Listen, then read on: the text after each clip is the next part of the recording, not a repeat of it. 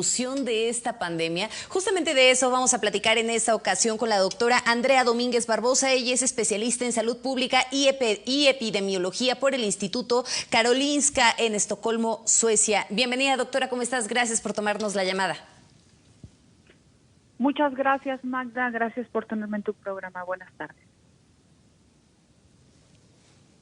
Platiquemos, por favor, acerca de la importancia de estas pruebas para la identificación del COVID-19. Ya lo veíamos, según la OCDE, solamente 0.4 por cada 1,000 habitantes. ¿Verdaderamente en qué estriba la aplicación de estas pruebas, la importancia de la aplicación de estas pruebas? ¿Es real el hecho de que tengamos el conocimiento de cómo está evolucionando la pandemia en nuestro país? Mira, Magda, la realidad es que la carencia de las pruebas, el no tener las pruebas, pues nos pone en un déficit real, y esto no es demeritorio particularmente del gobierno mexicano. Hay muchos gobiernos en el mundo, en otros países, en donde tampoco se han hecho suficientes pruebas, y no necesariamente estamos hablando de países no de primer mundo. Hay países de primer mundo, hay países en Escandinavia, hay países en Europa que tampoco se hicieron pruebas al por mayor como en las grandes potencias. Sin embargo, la metodología que se realizó para contener la propagación de esta infección obviamente tuvo que ver con medidas de mitigación y contención mucho más agresivas, si me lo permites usar la palabra, para evitar o más bien compensar la carencia de este número de pruebas a destajo, como decimos, ¿no? En poblacional. Lo que sucede en México es que somos 127 millones de personas, y esto es un hecho que pues nos hace que nos concentremos mucho más en los estados donde más habitantes tenemos, como es Guadalajara, como es la Ciudad de México, como es Monterrey, el norte de la República, y por supuesto aquí es en donde más, esto también no es novedad, es donde más propagación del contagio hay. ¿Por qué? Pues porque hay una densidad poblacional mucho mayor versus zonas remotas, zonas de la sierra, zonas rurales, etcétera. Entonces es plausible lo que estamos viendo en cuestión de que hay áreas en donde no hay tanto contagio como en las zonas más habitadas de la República. En relación a la prueba, doctora, lo que sucede... Dime una cosa.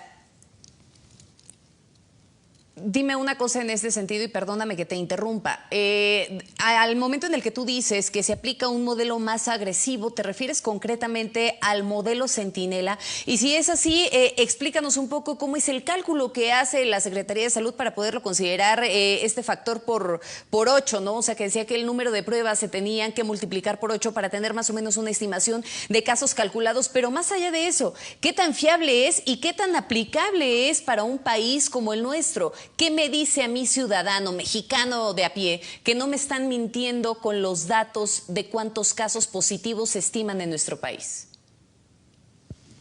Sí, mira, en relación a las pruebas, nada más para terminar el punto anterior, únicamente te quería agregar las pruebas. Al no tenerlas, no tenemos las cifras.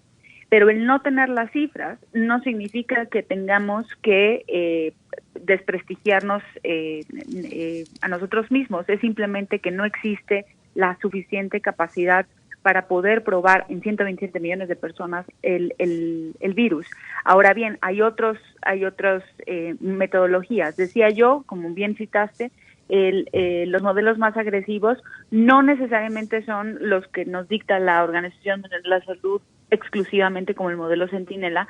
Me refiero también a modelos más agresivos a nivel de contención de los gobiernos, que han sido mucho más agresivos, por así decirlo, con su población, en decir no deben de salir, deben de quedarse en casa, y los apoyos económicos que se les han dado para que precisamente no se sientan tensionados o estresados de querer salir por mantener la economía, porque eso es un vaivén, que es lo que está ocurriendo, por ejemplo, en nuestro país.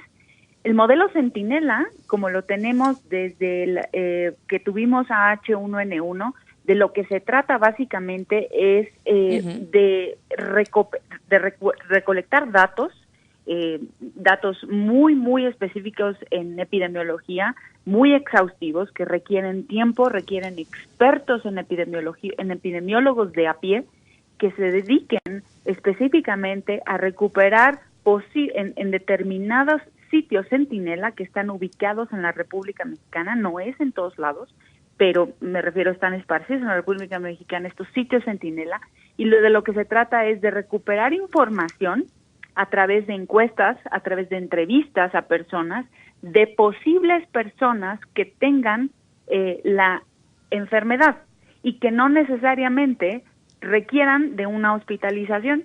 Entonces, esto, lo que es importante saber, hablar del modelo Centinela es bastante extenso, Magda, y no me quiero extender mucho en esto, pero requieres de mucho tiempo, requieres de expertise de epidemiólogos, requieres de mucho involucramiento por parte de la población que encuestes y de la gente que vaya de a pie y que tenga la destreza para poder recuperar esta información y luego de analizarla.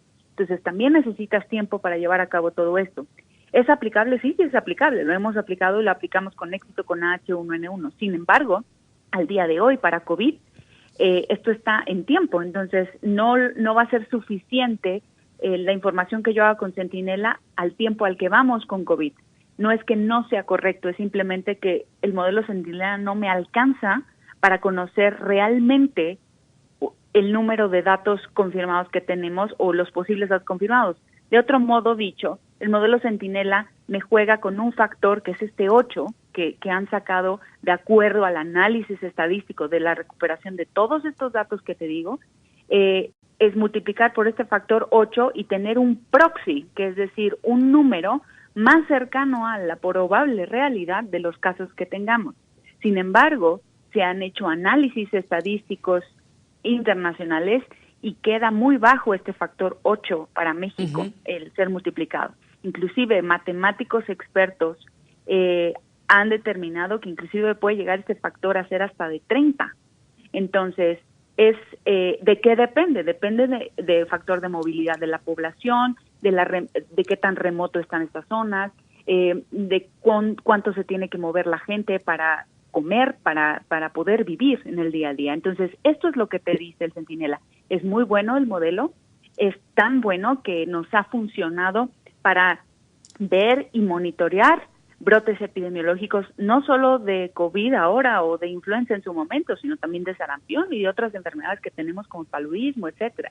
Sin embargo, ¿qué tan útil es en la actualidad, en vivo, ahorita, como estamos viviendo la enfermedad?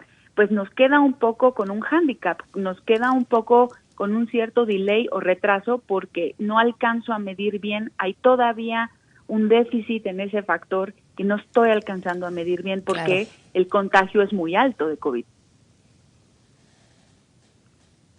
Y yo creo que lo más preocupante de todo eso, doctora, es que de pronto se estiman fechas probables de regreso a la normalidad y sin embargo, pues se ha dicho, ¿no?, que prácticamente los que podrían regresar antes a y vamos a entrecomillar bastante la palabra, a esta aparente normalidad, serían aquellos municipios que no tengan ningún caso reportado. Sin embargo, con esta falta de aplicación de pruebas y solamente basados en el modelo Centinela, tal parece que verdaderamente estamos luchando contra un enemigo a ciegas, ¿no?, un enemigo que además de todo es invisible. Déjame preguntarte, ¿en qué descansa la aplicación de estas pruebas y entonces cómo se tendría que organizar parte de este regreso? ¿Verdaderamente podremos volver a la normalidad a partir del 17 de mayo, según se ha informado?